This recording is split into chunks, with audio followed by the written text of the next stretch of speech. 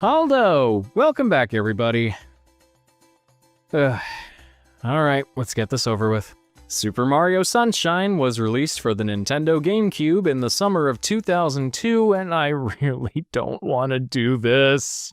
But I already got my footage recorded and notes taken, and the Brothership video is taking a lot longer than I expected, so I guess I should get this out of the way right now. And yes, this video took me so long to get out that now it's inadvertently become a holiday special. Because, like Tommy's dad in Rugrats, I've lost all control of my life. For those of you just tuning into my channel for the first time, why the hell are you starting here? But also, my relationship with Super Mario Sunshine has kind of been a running joke throughout my videos since I first reviewed the game back in 2015. The joke being that playing it left me with such an unhealthy amount of trauma that I promised myself I would never play it again. I will never go back. Yeah, see? So now we're going back. But as I mentioned in my original review, every time I would try going back to this game, my feelings about it would constantly change. So my actual relationship with Super Mario Sunshine is much more complicated than just emotional damage, and that's something I'm gonna try and settle today. And hey, whether I come around to loving this game or not, at least this will give me a chance to indulge in some GameCube nostalgia. That's always fun. Now this thing might have gotten its ass whooped in terms of sales during the early to mid-2000s by Sony and new kid on the block Microsoft, but nowadays it's often considered to be one of the best consoles Nintendo ever put out, and I'm inclined to agree with that. I mean, I wouldn't be the gamer I am today if it wasn't for this cute little gaming lunchbox. And where it lacked in third-party support compared to the PlayStation 2 and the Xbox, it made up for that with some of the best first-party titles to ever grace a Nintendo platform, like Metroid Prime, Paper Mario, The Thousand Year Door, Chibi-Robo, and Super Smash Bros. Melee. There's a reason why I screamed like a nuclear warning siren when GameCube games were confirmed to be coming to the Switch too. That's all I'll say. One thing that particularly made the GameCube stand out from its predecessors, however, was the fact that it was the first to not have a mainline Mario game available at launch. There was Luigi's Mansion, but while it's regarded as a classic today, and rightfully so I might add, back then fans were craving another Mario 64-style adventure to prep them for the next generation, and this game didn't seem to do enough to satiate that hunger. It wasn't until less than a year after the GameCube came out when Super Mario Sunshine finally made a splash. Meanwhile, following the release of Super Mario 64, Shigeru Miyamoto took a back seat and let other developers tackle directing duties on Mario titles going forward, while he would act as a producer, or at the very least a supervisor, occasionally giving feedback on the state of a game, or simply giving it a thumbs up or a thumbs down. Thus, Super Mario Sunshine marked the official directorial debut of Yoshiaki Koizumi, who was technically a co-director, but this game was still pretty much his baby. He even went as far as to sculpt a whole clay model of the game's setting. Jack Specific, please give me that playset right now. It's worth noting as well that this was the first Mario game for many other people involved with the series today, including Kento Motakura, who served as a character designer and later directed Super Mario Odyssey, as well as Koichi Hayashida and Shiro Mori, both of whom worked as programmers and went on to direct Super Mario Galaxy 2 and Super Mario Bros. Wonder, respectively. I don't remember exactly how I was introduced to this game, but if I had to guess, it was probably this commercial by KCL Productions that I found on YouTube back in the crusty old 240p days. I've got a feeling some of you might have seen this one too. A beautifully diverse group of people come together to sing about how we need to do what we can to protect the environment and also play Super Mario Sunshine. But KCL always knew how to cook with these commercials, and this one's no exception. The song's pretty catchy. The fact that they actually lifted a guy in a Mario costume several feet above the ground while attached to a crane is sick. And this guy kind of looks like Steve from the original Blue's Clues pilot. And yes, that is something I think is worth giving it credit for, because Steve is awesome. What I do remember quite clearly about this game as a kid is buying it from a local game store back in 2010. And this right here is the same physical copy I bought from that store 15 years ago. God, I hate getting old. But the version I played and recorded for this video is the re-release included on the gone but Probably best forgotten Super Mario 3D All-Stars, purely for the sake of convenience, better quality footage, and the fact that it's in widescreen, so I don't have to edit in a backdrop for most of this review. But I also played using the GameCube controller via the GameCube adapter to get a more authentic experience, and fortunately, when 3D All-Stars was still officially available, Nintendo released a patch that adjusted the GameCube button inputs to more accurately replicate the feel of the original. The first of, surprisingly, several more patches released long after the game itself was taken off store shelves. Wait, they put out another one?! However, it doesn't change the in-game button prompts to reflect the controller you're using, and the Flood tutorial still assumes I'm using a Switch controller because they edited his audio to cut out the parts where he says exactly which button to press, aside from the X button, which functions the same. And the cuts are also super obvious. Use the button, press the button, use the stick, press the button. My original Super Mario Sunshine review ended up being one of the most polarizing videos from my channel's early days. But the game itself is also very polarizing, so the comment section very much reflected that. A few people seemed indifferent to the game and just enjoyed the video, but loads of others seemed to agree with my complaints. And just as many people presumably wanted my head on a spear.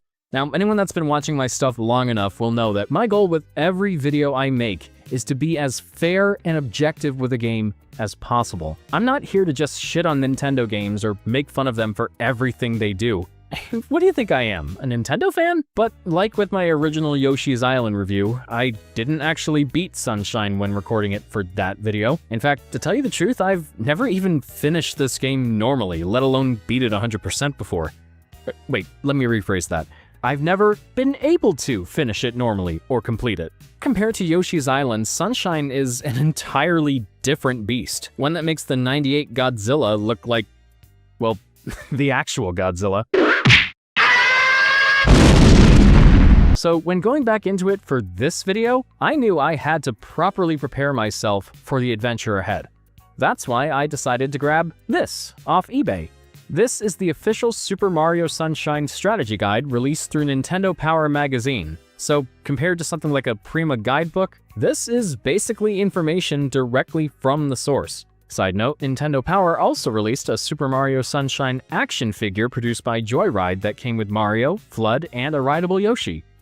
And yes, it is stupidly expensive, but I would have totally given up on this game sooner without this book. And for once, I don't regret buying something that I didn't really need otherwise. So, thanks to Jessica Coffee Stain, first name Jumpin', middle name Jack, last name Yushi, and T. Kimishima. Wait, T? What, as in...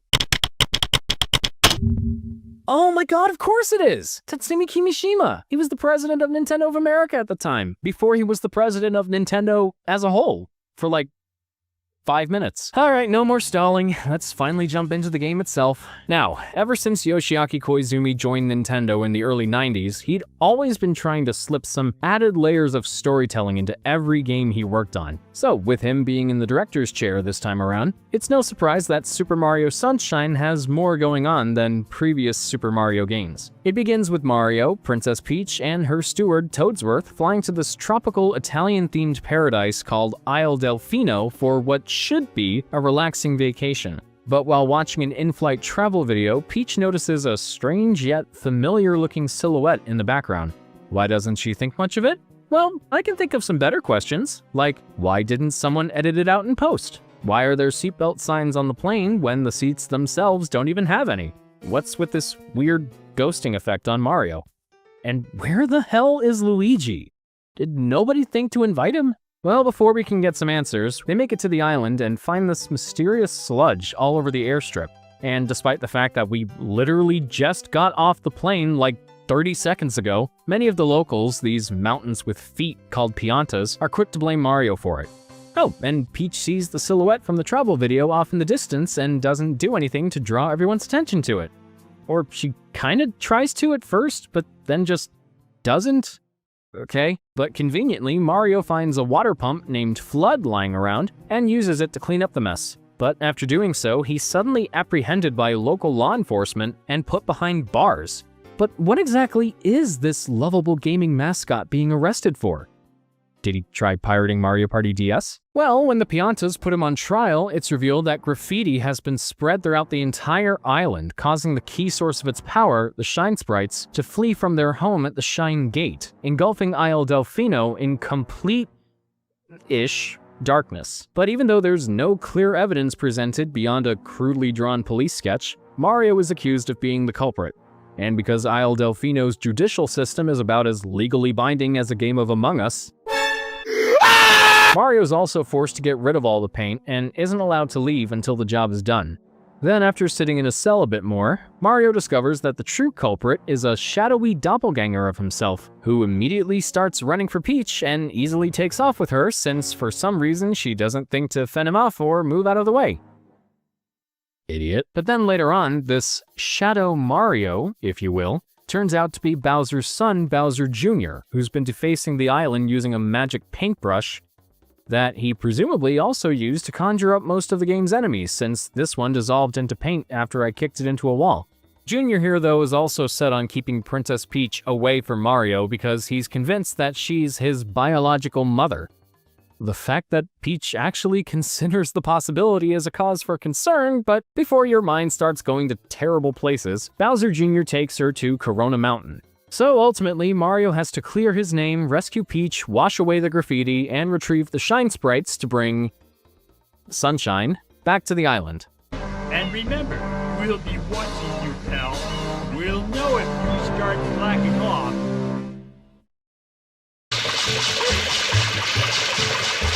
Now, don't quote me on this, but I heard in some circles that this game might have been rushed near the end of its development cycle to get it out within the GameCube's first year and try to boost sales, which would explain a lot about various things, but especially the writing. Nitpicks aside, I genuinely like this setup. Mario's framed for a crime he didn't commit. The primary villain is a little shit with worse daddy issues than Marvin Gaye. It makes for an interesting change of pace compared to the typical rescue Peach from Bowser setup, despite the story ultimately going down that path later on. But there are some very glaring and obvious problems with the story that are just never addressed, and I'm only making a big deal about it because of how much more this game pushes the plot into the foreground than every other non-role-playing Mario game up to now. I still find it hard to believe that anyone can mistake Shadow Mario for the real Mario since he's completely blue and has a tongue long enough to trigger Gene Simmons' toxic masculinity. I'd probably give them the benefit of the doubt if the Piantas only saw him from afar and could only make out the silhouette. But then, riddle me this, Mr. Batman. How would eyewitnesses get a good enough look at him to describe his appearance to a sketch artist? And what about the times like when Mario's off exploring other worlds or sulking in his jail cell during the intro, while Shadow Mario is no doubt spreading even more graffiti around the island? Nobody at any point notices this except for the hotel manager in Serena Beach later on. But he only casually mentions how Mario and Shadow Mario look alike and doesn't put two and two together. Even during chase sequences, when Mario and Shadow Mario are seen in the same place at the same time by multiple spectators, nothing about it raises any suspicion among the islanders. And why is he suddenly impervious to water? You're made of goop! React! I'm trying to kill you, be threatened! Sometimes the game will even present interesting ideas and then just do nothing with them. They bring up the fact that Flood was created by Professor E. Gadd from Luigi's Mansion, and when we meet Bowser Jr. for the first time, it's revealed that E. Gadd also created his magic paintbrush. But this doesn't have any bearing on the plot whatsoever. You'd think, based on the way Flood reacts to this revelation, that this would give him some sort of character arc, but it's never mentioned again after this cutscene. So the connection seems more like it's just there to acknowledge the fact that Luigi's Mansion still exists. And seriously, where the hell is Luigi? Why didn't Mario bring him along? Actually, now that I think about it, it's probably better that he didn't. It is most pitiable. Super Mario Sunshine doesn't really do a good job at tying the story and gameplay together. It's like the beginning and the end were settled on first, and then they just let the rest of the plot be determined by the gameplay instead of building it around a complete narrative. Elements of the gameplay also end up contradicting or creating plot holes in the narrative, and all the game seems to care about is getting you from start to finish without worrying about the minutia.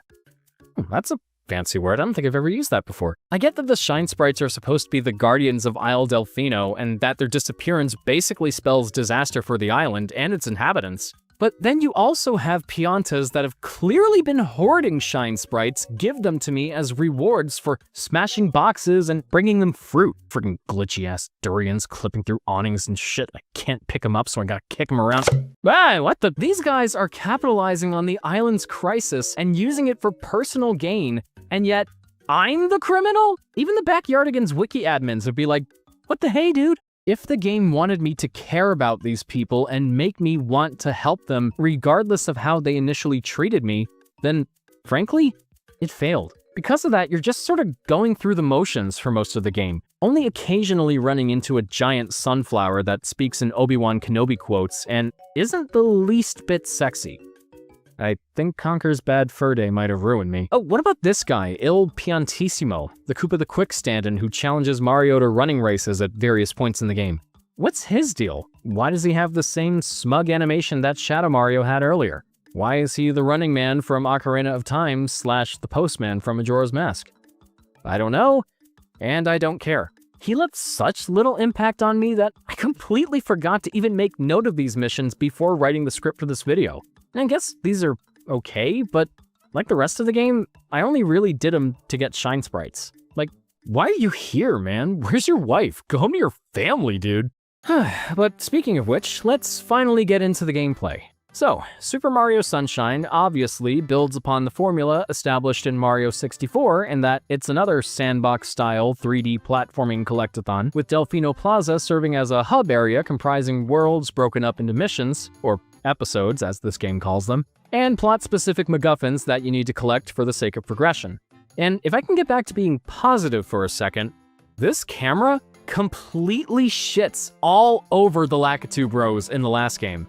It's mapped to the C-stick, assuming you're playing with the GameCube controller, and unlike Mario 64, this camera actually allows for full 360-degree movement at all times. You could even tilt the stick up and down to zoom in or out and center it behind you with the L button. It can still be a bit fidgety sometimes, but compared to the previous game, Sunshine's camera is much more reliable. What I found interesting though when reading up about this game's development is that Koizumi was apparently very regretful over how the camera was implemented, feeling it was a lot more cumbersome than Mario 64's camera. I respectfully have to disagree, but really? With everything else that's objectively wrong with this game, it's the camera that he has the most regrets over? Well, as for Mario himself, overall, I would say he handles better here than he did in the last game. In fact, I did say that in my original review. But now I don't entirely feel the same way. This time around, I found his controls somehow both way too precise and not precise enough. His momentum can be pretty screwy for one thing. Not as egregiously as Mario Land 1, but it still caused me to fall off a stage and die more than once. Then there were times when Mario wouldn't respond correctly to my inputs, like right here during Pianta Village Episode 3, when I tried to make him jump onto this rope, but he wouldn't turn the way I wanted him to, and so he just took the L and gave up. And then I'm not even sure what happened here. It looks like I tried climbing to the left, but then grabbed the cage for one frame just as it was falling. But hey, he can still freak out on the edges of platforms. Mario's moveset is identical to the previous game, but the punch, kick, crouch, backward somersault, and long jump are all gone. That last one's removal would have bothered me if they didn't compensate by buffing the dive maneuver, and if hitting the jump and dive buttons at the same time didn't give you just as much extra distance, if not more, than the long jump. It's actually really satisfying when pulled off correctly. What did I hit there? You can also do the sweet spinning jump by quickly rotating the left stick and hitting the jump button, and the extra height it gives you, combined with other abilities like the wall jump, can often be orgasmic. I must have gone through at least 8 pairs of pants when using this move. But you're not just relying on your platforming skills to get through this adventure, at least not all of it, but more on that later, because that Flash Liquidizer Ultra Dousing device Mario's got on his back acts as the game's main mechanic. What the fuck is this thing? The R button makes Flood spray water out of its nozzle, but you can hold the button down halfway to spray while running around, or hold it down completely to spray while standing still. You can also hold the L button to do this sidestep if you want to just spray water while facing a certain direction, or have Mario do his best MC Hammer impression. But Flood's nozzle is also interchangeable, so you can press the X button to swap it out for the hover nozzle, which lets you hover for a short time. Then as you get farther along in the game, you can unlock 2 more nozzles. There's the turbo nozzle, which propels Mario forward at super fast speeds, and then there's the best of the bunch, the rocket nozzle, which shoots Mario vertically up in the air. Rocket! But like the special caps in Mario 64, the rocket and turbo nozzles can only be accessed by releasing them from their corresponding crates. I found them more fun to play with and not quite as situational as the special caps, so I didn't mind having to constantly seek them out that much whenever I felt like using them. Although, doing this kinda broke the pace of the game for me at points, so I still wish they served as permanent upgrades that I could switch between on the fly. But no matter if you're spraying, hovering, shooting up to the sky, or running like your partner just texted you saying their parents aren't home, using Flood drains your water supply. But when you run out, you can jump into any body of water, no matter how deep or shallow they are, and then press the R button to refill. Or you can also grab water bottles, or 1-up mushrooms. Yeah, 1-ups don't just give you extra lives now. They also completely refill your water and replenish your health. Wow. 10 points for Slytherin, I guess. In my original review, I felt that Flood runs out of water too soon, but I think that was only because of how much more I used Flood back then. This time around, I mostly used him either when I really needed to, or for pulling off some fancy platforming and dealing with bad guys more easily. Unless they were wind spirits. I hated those things. Hey, where the f did you come from? Gimmicks like Flood can usually make or break a game. You either have it, but don't make enough use of it so it comes off as pointless, or you make too much use of it and risk it getting stale and boring after a short time. But I think Sunshine managed to find the right balance. However, Mario can spray liquids around in a certain other way too. And not in that way. He's already been arrested for pollution. We can't add indecent exposure to his criminal record too. We already got that in the Kodansha manga anyway. Also, rest in peace Kazuki Motoyama. At one point a Toad mentions that Yoshis used to live on Isle Delfino a long time ago, and I'm bringing this up just so I can transition into this talking point. Super Mario Sunshine was the first 3D Mario game to feature rideable Yoshis. But as exciting as that sounds, they're mostly here for the sake of novelty and don't really add that much to the gameplay. But when riding them, you can have Yoshi grab things with his tongue and eat them, as you'd expect. Except for 1-up mushrooms apparently, which I found out after trying to grab this one that was stuck on a tree trunk for some reason.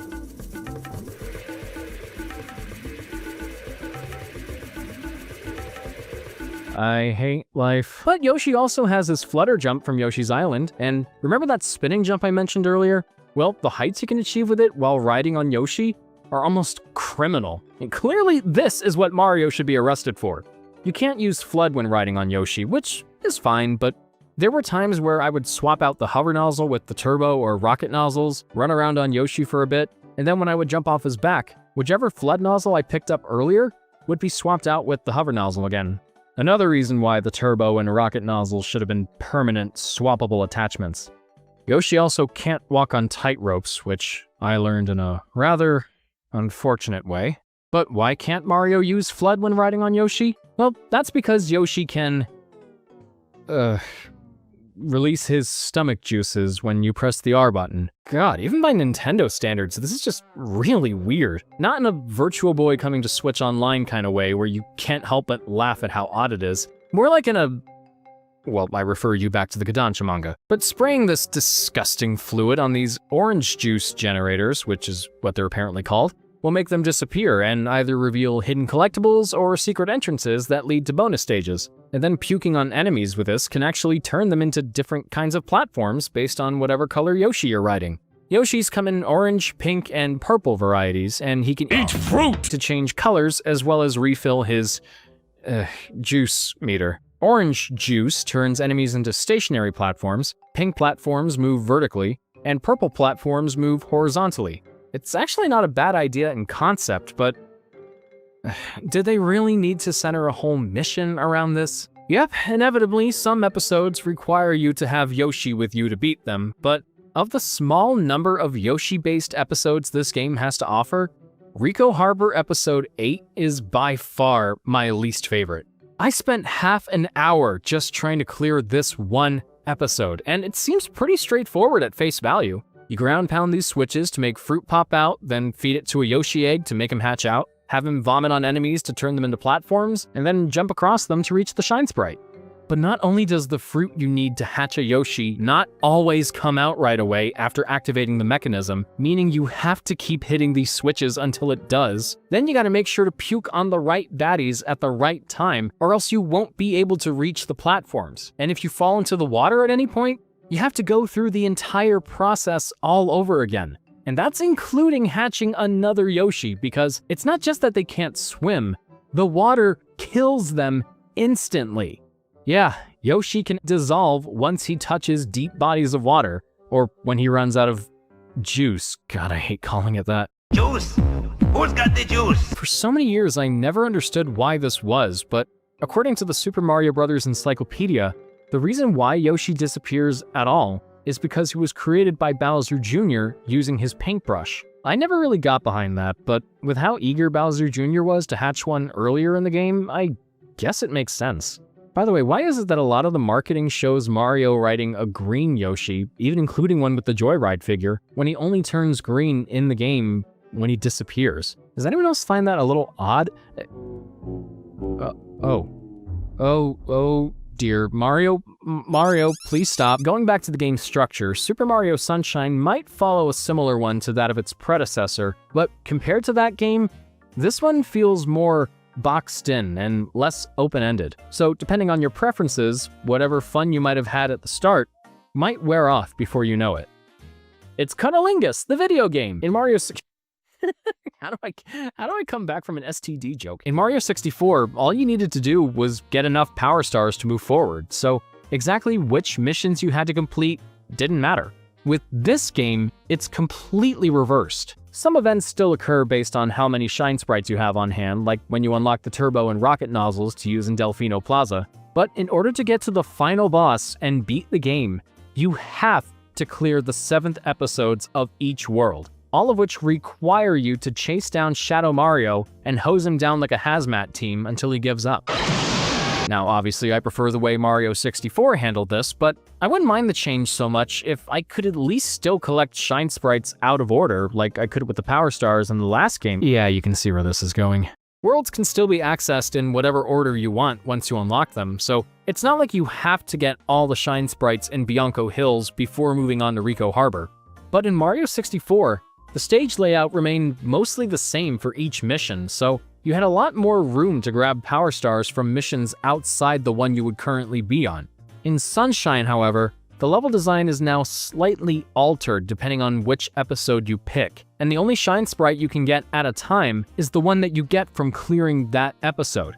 So progression is much more linear in how you actually go through the worlds themselves. Maybe once in a blue moon you'll find a secret shine by complete accident, like I did from spraying this yellow bird in Noki Bay Episode 2. Oh god. And in hindsight, it was kinda cool seeing the effects I left on these worlds carry over into subsequent episodes, like how taming these wild flaming chain chomps in Pianta Village Episode 1 helps return it to a more peaceful state by the final episode, or how taking care of certain bad guys in early Rico Harbor episodes makes the water safe to go into in later episodes. But the game will still go out of its way to keep you from collecting Shine Sprites from separate missions, often by having entrances to secret areas closed off by a Pianta or some bars that Mario could easily slip through but can't. Come on, just suck it in, big guy. Not counting Corona Mountain, Super Mario Sunshine has 7 main worlds, and each one has 11 Shine Sprites for you to collect. 8 from the standard episodes, 2 secret shines, and 1 for collecting 100 coins, like in Mario 64. When I revisited that game, I talked about how I used to hate the 100 coin missions, and then came to realize that they weren't actually that bad, just a little time consuming. The 100 coin shines in this game don't just take a lot longer to get, but for whatever reason, they also decided to make them more needlessly annoying. For one thing, you're only really guaranteed to find at least 100 coins in a world, depending on which mission you select before going in. So some missions might have more than enough and others might not. And unless you have the guide on hand like I did, there's really no way to find out for yourself except by just constantly picking mission after mission and wasting hours and hours scouring the areas trying to find enough coins to make the shine appear, which granted is a big hypothetical, but that still doesn't explain why they thought doing it this way was a good idea. Second, every time you grab a 100 coin shine sprite, it sends you back to the hub world, as opposed to Mario 64 where you could just carry on with the current objective after obtaining the 100 coin star. Third, I just don't like how the shine sprite appears and doesn't stay in place directly above you like the 100 coin power stars in the last game. I already spent so much time trying to get enough coins to even make it appear, so why'd they have to make the means of just touching it take longer than necessary too? I might have said this before in other videos, but I hate cynicism, and I try not to be overly negative in these reviews, mostly telling you why games are bad, and rage baiting are just not my style. Unless it's for the sake of triggering Snyderverse fans. I'd much rather tell you why I think a game is great and worth playing, and even if it's bad, I still want to be fair and acknowledge both the pros and cons, and come to my own conclusions as reasonably and unbiased as possible. So I'm sorry if it seems like I'm still being too harsh on this game like I was in my first review, but I'm not trying to ruffle any feathers. I'm just telling you how I feel. And while Sunshine clearly has a lot going for it, I feel it mostly gets bogged down by some of its more questionable design choices. Case in point, completion. Oh boy. Okay, so just to put things in perspective, when I completed Super Mario 64 100%, it took me just over 8 hours in total to get all 120 power stars. Diversely, completing Super Mario Sunshine and getting all 120 shine sprites took me nearly 3 times as long. It might have taken me longer if I didn't have the guide telling me where certain shines were located. Mario 64 made it clear what your objective was throughout the whole game and stayed mostly the same in how you went and carried it out. So even when there were secret power stars, it might not have done that great a job at keeping track of them, but their locations were never too vague or out of the way. Sunshine feels much more aimless by comparison. Now, if you're one of those extremely curious and explorative types of gamers, you might find some shines on your own, like the ones you get from spraying birds with Flood, this one that you get from rocket nozzling and ground pounding the top of the Gelato Beach entrance tower, or maybe even the ones you find by spraying parts of the shore and making a shine emblem appear. But then there are those that I swear no one would be able to find on their own without some kind of outside assistance. The prime example of this is this warp pipe in Delfino Plaza that takes you to this big grassy area that acts as a red coin mission. I didn't even know this existed until I read about it in the guide, and I'm convinced that even the most instinctual gamers would have trouble finding this. But it wasn't just tracking those other shines down. 2/3 of my playthrough also revolved around the blue coins. In Mario 64, you would sometimes come across blue coins by killing certain enemies or ground pounding on these boxes to make them appear for a short time. And they function similarly to regular coins, but 1 blue coin was equivalent to 5 gold coins. Now they serve as added collectibles, and you find them from defeating enemies, spraying Shadow Mario insignias or other shapes with water, performing some tricky platforming feats, and various other cryptic means. Then you can use them to buy a shine sprite from this raccoon. Are you freaking? How the hell is he getting away with this shit? Anyway, use them to buy a shine sprite from this raccoon by the entrance to Rico Harbor for every 10 blue coins you bring him. There are 240 of these things, double the amount of shine sprites, and no, go away! And while some of them you can find on your own with no problem, others pretty much require you to use a guide. Admittedly, I was able to find a few of them without looking at the book, like when I instinctively sprayed these vases or vases in Noki Bay, but who would think to drop a banana in the juicer in Gelato Beach? Or ground pound on this statue's nose in Pianta Village? Or have Yoshi vomit on this fish basket in Rico Harbor? Seriously, what the hell is up with this mechanic? I would pose a question like, is it all worth it in the end? But I think you all know the answer. No jokes, completely seriously. Going for 100% completion in Super Mario Sunshine was genuinely one of the most stressful, most frustrating, and most miserable experiences I've ever had playing a Mario game, or any video game for that matter. If you're as much of a fossil as I am and remember my original review, you'll know that it took place in the Frustrated Gamer Rehabilitation Center, because playing the game drove me so crazy that I needed psychological therapy to recover from it. I miss that place. Everyone there was so nice. You know it's a Jersey Mike's now? I'll never forget the comments I got from people that said things like, wait, Sunshine drove you this crazy and Lost Levels didn't?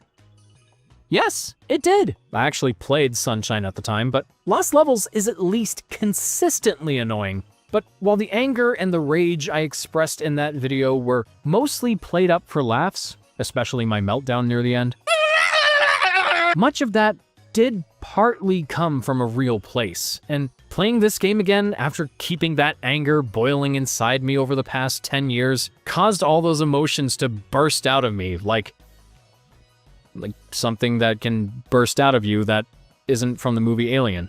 And maybe Spaceballs? I haven't referenced that movie in a while.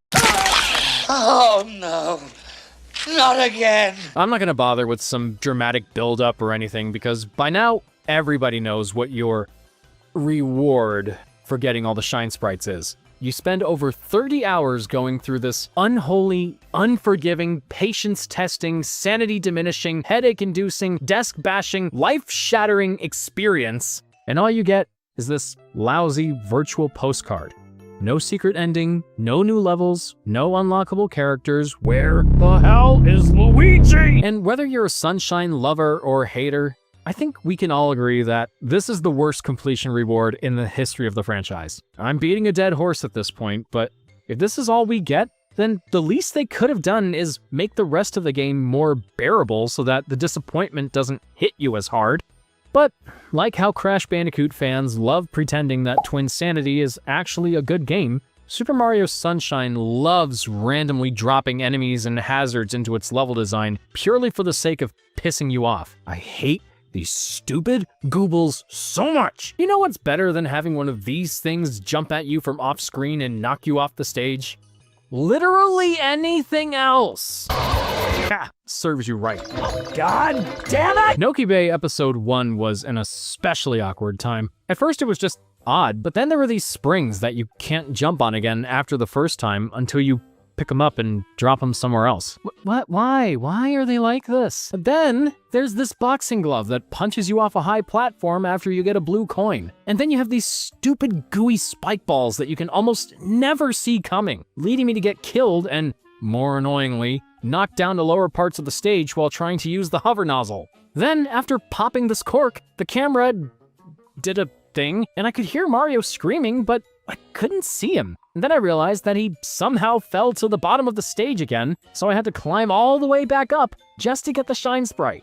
Yeah, unsurprisingly, this game is kinda buggy. In fact, Super Mario Sunshine is plagued with a lot of control and collision detection issues too, almost none of which were ironed out in the 3D All-Stars version, by the way, so I guess that makes it more authentic to the original. And it's hard to forgive when a lot of these missions require you to be extremely precise with your platforming, jumping, and overall timing. And yet, it seems totally oblivious to moments where Mario slips off of platforms for seemingly no reason, like with this crane in Rico Harbor and this cloud in Corona Mountain. Why couldn't I grab onto the edge of this block? Why do I keep clipping and phasing through shit? Oh, I don't know, just keep looking for shine sprites.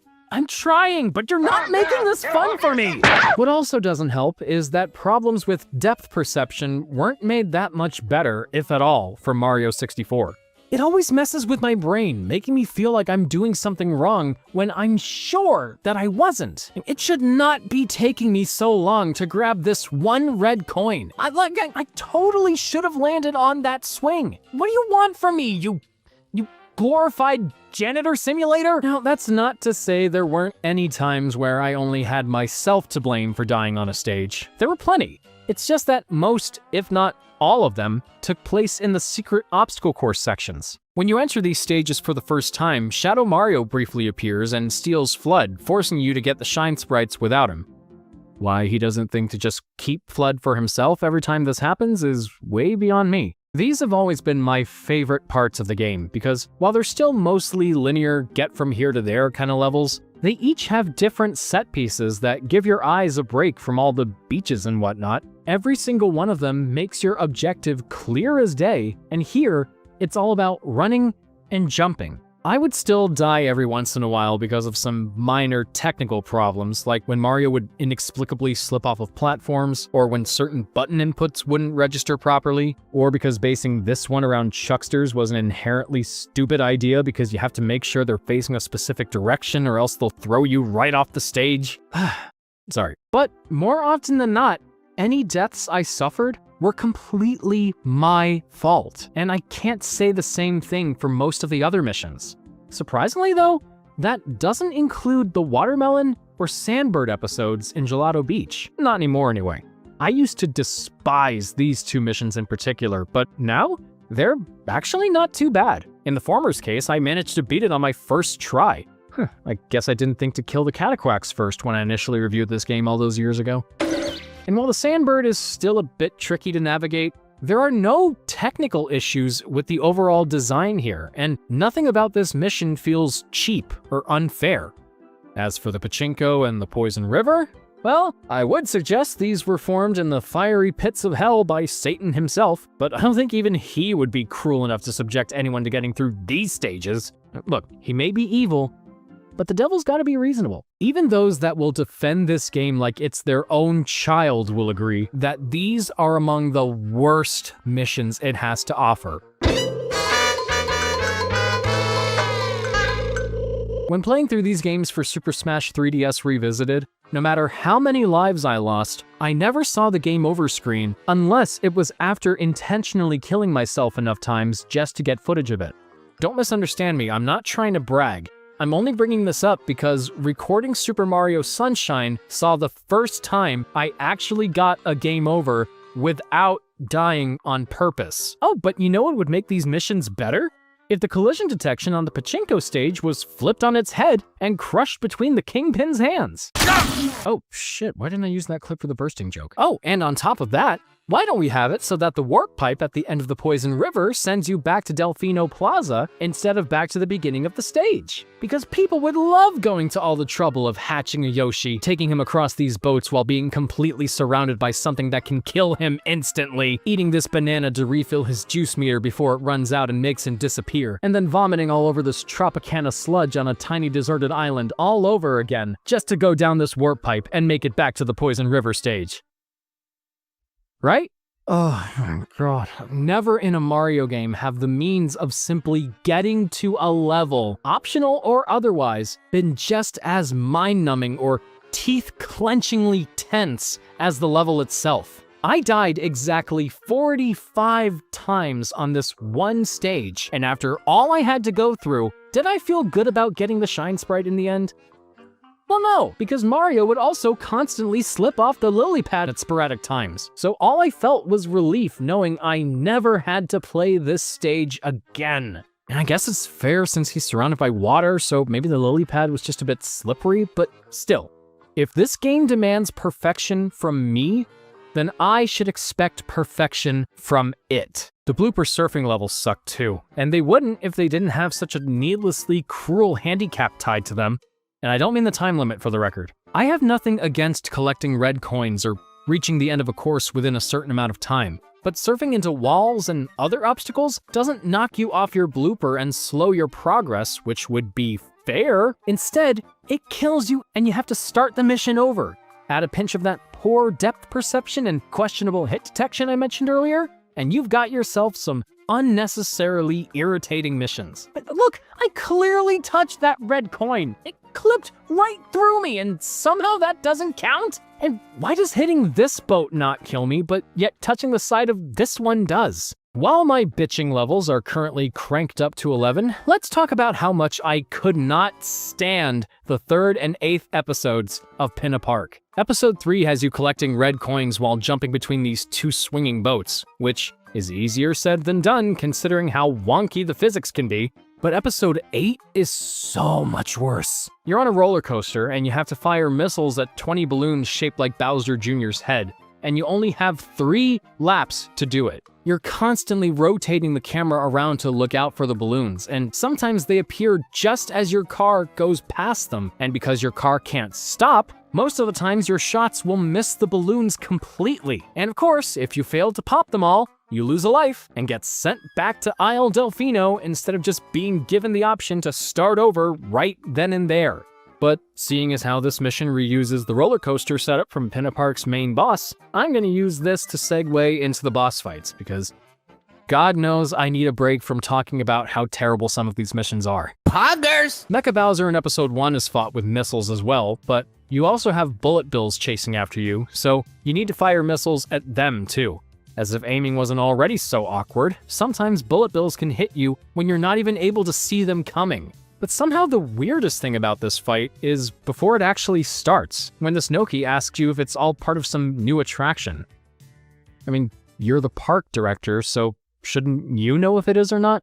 To go a little more positive again, thank God, because I hate being negative for this long, Super Mario Sunshine does have more varied and unique boss fights than Mario 64, and I admire it for that, despite the actual fights being okay at best and annoying at worst. But this game also has what they call mid-bosses that are mostly there to be mild nuisances, and in the Proto Piranha's case, a little more than mild. Phantom Anta in Serena Beach is cool though, and I guess it was cool enough to get a callback in Splatoon 3's Big Man fight, even if its name sounds like a fish-flavored soda. As for the major bosses, my favorite of them might be the Wiggler in Gelato Beach, and that's just based on how his fight is actually set up. In episode 2, you have to angle these mirrors to direct sunlight to this case housing the Sandbird egg and knock Wiggler off the top of it.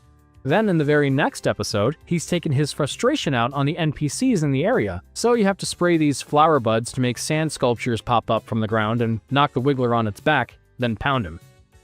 Like the dirty, wiggly boy he is. This goes back to what I was saying earlier about the effects of your actions in some episodes carrying over into later ones, but when it comes to the bosses, Gelato Beach is the only area that really does this. Other bosses don't have any similar narratives that continue on into their second fights. They're just back again. This even applies to our big bitey boy making his grand debut in this game, Petey Piranha. You first meet him in Bianco Hills episode 2 sitting on the roof of the windmill, and I love how it only starts collapsing and caves in once Mario steps onto it. And then you fight him again in episode 5, but not until after you fire these balloon things at him to wake him up first. Both times you have to spray water into his mouth to fill him up, then ground pound on his stomach.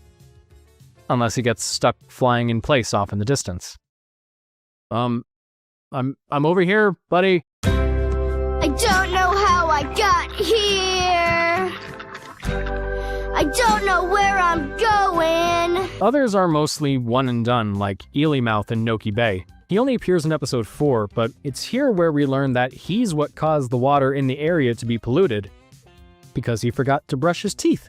So you basically have to play dentist and go underwater to clean his chompers. I like this because it's not really a fight. He's not consciously creating problems for the Nokis. He's just grumpy because of that dang old gingivitis. But if there was an award for strangest fight in terms of design and visuals, it would definitely have to go to King Boo, who's clearly let himself go after Luigi's Mansion. In Serena Beach, he leads a group of boos that terrorize the hotel, and you find him lurking in the basement of the hotel's casino. So during his fight, he uses a slot machine to affect the area in different ways, and to inflict any sort of damage, you have to grab these peppers once he makes them appear and throw them into his mouth, then chuck other pieces of fruit at him. You might have noticed by now that Super Mario Sunshine generally has one major boss per area, but while they were mostly limited to one mission per area in the last game, some of these guys have popped up in 2 episodes at most. Gooper Blooper, however, apparently decided he wants to be different at the expense of being in places that actually make sense for him to be there. If I had a nickel for every time I had to fight Gooper Blooper in this game, I'd have 3 nickels, which isn't a lot, but it's weird that it had to be more than 2. So at first you fight him in Rico Harbor, once in episode 2, and then again in episode 5. You spray him with water, rip off his tentacles, and occasionally fall off the platform after he knocks you back. asshole. And this area is mostly populated with bloopers, so it figures he would be the boss here. But then for some reason you end up fighting him a third time in Noki Bay Episode 2. And at this point it's like, how many times do we have to teach you this lesson, old man? It's not like his reveal comes completely out of nowhere though. Episode 2 is the only mission to feature bloopers in Noki Bay, so you could take that as a means of foreshadowing, but to me, it still feels like the developers ran out of ideas for missions and decided to throw in a third goober blooper fight to meet the mission quota for this area. Then we have the final boss, which you unlock after clearing all the Shadow Mario episodes. But before we get to that, water suddenly pours out from this hole in the side of Corona Mountain and completely floods Isle Delfino. Ignoring the schadenfreude I get from seeing the Pianta suffer, seriously, f these guys. Corona Mountain is a pretty weak final stage. Going back to Mario 64, because surely I haven't made enough comparisons to that game already, Bowser in the Dark World had you utilizing all of your abilities at some point and offered more variety in the platforming. This level doesn't feel like a culmination of everything you've experienced up to this point, or give you any sense of finality. It's just a minor platforming section, a rocket nozzle-focused cloud platforming section that leaves the turbo nozzle as the only flood attachment not to be utilized in any way here, and a terrible boat section sandwiched in between them that only gets worse when trying to get the blue coins because the controls are absolute dog shit. But after getting through the first part of the level, we see Bowser Jr. chilling in a swampy hot tub with his dad, while Peach is sitting on a giant rubber duck. Bowser himself is strangely bigger than usual, and Mario! How dare you disturb my family vacation? What the hell was that? well, now it's on to the final boss fight. Bowser Jr.'s firing bullet bills at you, and all the while you have to use the rocket nozzle to ground pound on 5 different spaces to make the bath crumble and send Bowser falling into the abyss. But this is where I'm convinced that the story about this game being rushed near the end of its development must be true, because if it wasn't Bowser's fire breath, the bullet bills, missing jumps, or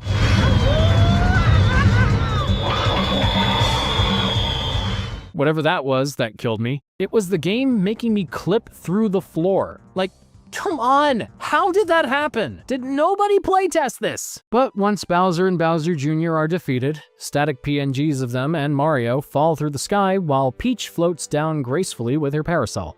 Isle Delfino's restored, Flood seemingly dies, but then I guess the Toads fix him up again afterward? So what was the point of that? The Shine Sprites return to the Shine Gate, and now Mario and his friends can finally relax. And so can I, because after over a decade and a half, not only did I finally manage to beat this game, I completed it. I might have relied on a hint book to do it, and it wasn't on my original GameCube copy, but I still did it. I have the 100% save file to prove it, and I never have to do it again. God, I'm gonna sleep well tonight. So, overall, what's my new verdict on Super Mario Sunshine?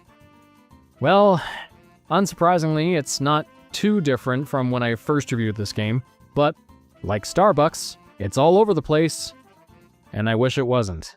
When I reviewed Princess Peach Showtime, I described it as being one of those games that I desperately wanted to love, but because of its issues, I just couldn't. And Super Mario Sunshine has been the worst offender for me ever since I first learned of its existence, and especially more so now. I really want to apologize for being mostly negative throughout this video, but there really is so much to this game that I think is genuinely great. I mean, look at it! For an early GameCube game, Super Mario Sunshine is honestly pretty gorgeous thanks to its rich color palette. And while the levels all revolve around a beach setting and aren't as varied as the worlds in Mario 64, it helps give the game a very cozy and comforting atmosphere that contrasts with some of the weirder and more surreal visuals, which I also love. And there's still something unique to set these worlds apart from one another, whether it be an amusement park or a hotel.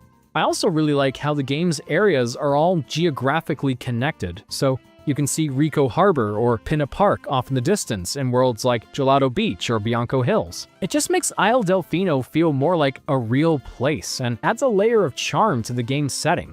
The 3D All-Stars version makes the game look even better, what with the sharper graphics, smoother textures, and obviously it being widescreen, but it doesn't really do much in making the cutscenes look any better. They're pre-rendered, so it can only do so much. It did at least zoom in to have them fill up more of the screen, but because of that, they look slightly more pixelated than the rest of the game. And sometimes you might notice these thin black lines on the left and right sides of the screen, so I guess not all the cutscenes were properly cropped. Properly propped. The music is similar to Mario 64 in that it's more atmospheric, but personally I found it a little less memorable, aside from the bitchin' a cappella version of the Mario 1 theme, or all the variations of the main theme. Like in Super Mario World, Super Mario Land 2, and Super Mario 64, most of the soundtrack takes the same melody and interprets it in different ways. In Sunshine's case, it's the Delfino Plaza theme. I like this track a lot, and the other versions of it are all just as pleasing to my ears. But while the rest of the music is nice to listen to in the heat of gameplay, Get it? Cause we on the beach! if you were to ask me to hum any of it right now on the spot, I honestly wouldn't be able to. The only other track that stood out to me was the death music. Not just because it's a rearrangement of Mario 1's death music, but also because of how many times I had to hear it when recording footage. And the Vietnam-like flashbacks I'm surely gonna have when hearing it again from now on. I do want to mention something I incorrectly pointed out in my original review. In it, I said that this was the last Mario game where Koji Kondo worked on the music all by himself. But actually, that was Mario 64. For this game, he was joined by Shinobu Nagata. She's a composer that's been forking for Nintendo since the year 2000, contributing songs for games like Animal Crossing and Luigi's Mansion. And while Kondo did most of the heavy lifting for this game, Nagata's pieces aren't anything to sleep on. My favorites of hers are Noki Bay, Noki Depths, and Serena Beach. Oh, and after this game, she went on to write the music for Mario Kart DS. So, you have her to thank for Waluigi Pinball. On the topic of audio, Super Mario Sunshine was the first mainline Mario game to feature fully voiced cutscenes. And based on the quality of the voice acting, unsurprisingly, it ended up being the last. I'm not sure if it's the acting that's bad or if there was a lack of direction, but it is... It just is. The Piantas all sound like they were voiced by just one guy. Peach is more wooden than a log cabin. There isn't a thought behind those eyes. And whoever thought Bowser should sound like Sam the Eagle when speaking normally compared to his roars and grunts, I think they might have secretly been trolling us. The Royal Koopa line is as strong as ever. But for now, let's just rest a while. But I'd be lying though if I said I still didn't find the voice acting to be even slightly entertaining in a so bad it's good kind of way. Even if Bowser Jr. sounds a little too much like Bart Simpson for me to ignore. Papa told me everything. He said, Mario's a bully, he never fights fair. He said, Junior, you gotta try to outsmart Mario. So I tried to get Mario sent to prison. Something else I incorrectly mentioned in my original video was that Charles Martinet was also the voice of Toadsworth. It was hugely speculated among fans for a number of years when it was actually Scott Burns that voiced Toadsworth, along with Bowser and... the Piantas? Aha! I knew it was all one guy! At least the male Piantas anyway. I am most concerned with the well-being of the princess in this dreadful heat. If you want to get anything done in this country, you've got to complain till you're blue in the mouth. Well, at the end of the day, I'm kinda glad to finally have this game under my belt, but I'm also a bit bummed that my feelings toward it haven't really changed that much. I wish I could tell you I was wrong about Sunshine all this time and that I finally understand why it's a bona fide masterpiece, but in my opinion, everything great about this game tends to get overshadowed by inconsistent difficulty spikes, annoying level design, bad pacing, and a severe lack of polish. Super Mario Sunshine is objectively not a very good Mario game, but even with that said, I actually wouldn't mind seeing it get a sequel or remake of some kind. It's unlikely, but for all its faults, there's still a lot to Sunshine that I can vibe with, so I think it's worth giving another go. Fans have been doing it for years with ROM hacks like Super Mario Sunburn, so clearly the demand is there. People want it so badly that even just a picture of Mario eating a watermelon on social media was enough to make him think a new Sunshine game was happening. But come on, guys, the dude just wants to eat his watermelon. Leave him be. Nearly 25 years later, Super Mario Sunshine still has fans completely split down the middle. Some people really hate this game, and just as many people are presumably sadomasochists or play Dark Souls to relax. But in spite of the divisive reception, reminders of its existence continue to pop up in other pieces of Mario and Nintendo-related media to this day. I already mentioned the Splatoon 3 callback, but the game itself is even getting its second ever re-release in the near future, this time through the Nintendo Classics GameCube library for the Switch 2.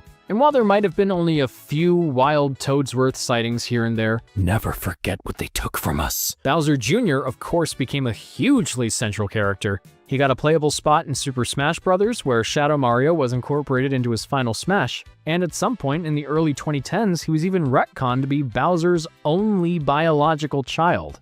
So, yeah, sorry Koopalings. Well, at least you're coming back in the Switch 2 version of Mario Wonder. But since I just mentioned Smash Bros., Delfino Plaza got its own stage in Super Smash Bros. Brawl. The Shine Sprites appeared as currency in Paper Mario the Thousand Year Door to spend towards upgrading your party members. And they've been the focus of the Mario Kart series Shine Thief mode, starting with Mario Kart Double Dash. The Hotel Casino theme was featured in Luigi's collection of minigames from Super Mario 64 DS, which also featured a stage based entirely on Sunshine. Or at least its music was. Mario's vacation outfit that the sunglass vendor gives you after defeating Bowser was brought back in Super Mario Odyssey and Mario Kart Tour, with Mario Kart World getting its own variation with jeans, a backwards hat, and some bare chest. Oh, by the way, Jeff, you got some splaining to do! Oh, and Super Mario Sunshine was also the first Mario game to depict Princess Peach with a ponytail. I have nothing else to say on that. She's very cute. So, there we go. After years of holding it off, that was my second look at Super Mario Sunshine. To those that hate the game, I hope I at least helped you find something to respect it for. And to those that love it, you clearly have a higher tolerance for pain than me, but more power to you.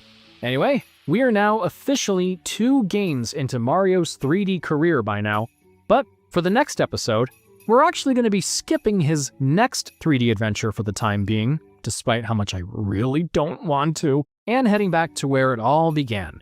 After more than 10 years, Nintendo decided to revisit their classic side-scrolling roots and churned out a new 2D Mario game for the DS, and we're going to see if and or how it holds up.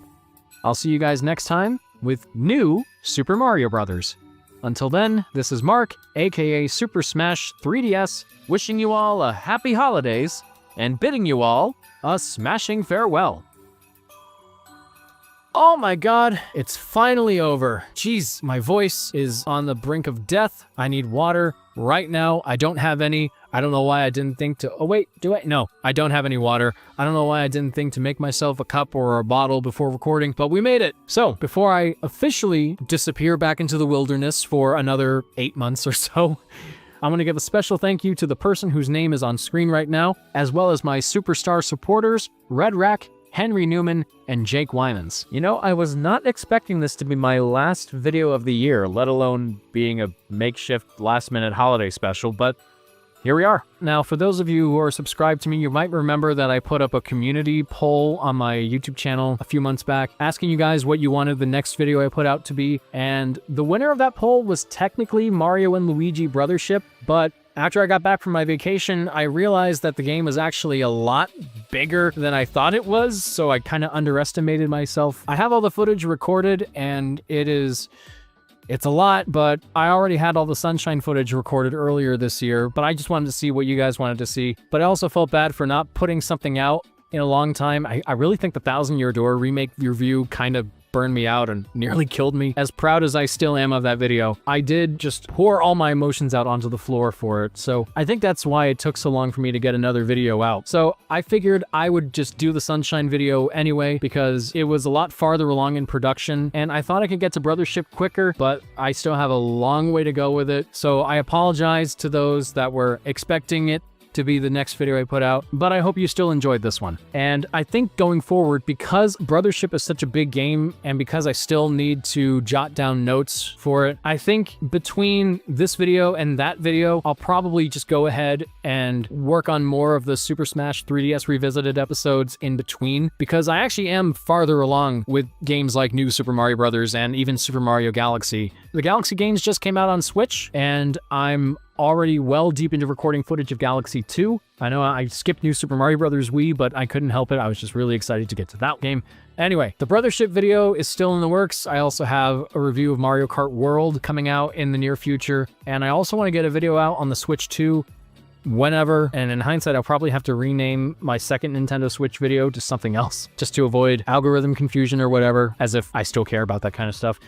But anyway, I'll probably do a little update video going more into detail on this stuff, so I'd better stop now. It's been almost 2 hours of recording, so thanks for watching the video. I hope you guys enjoyed it, and yeah, I'll see you next time. Take care.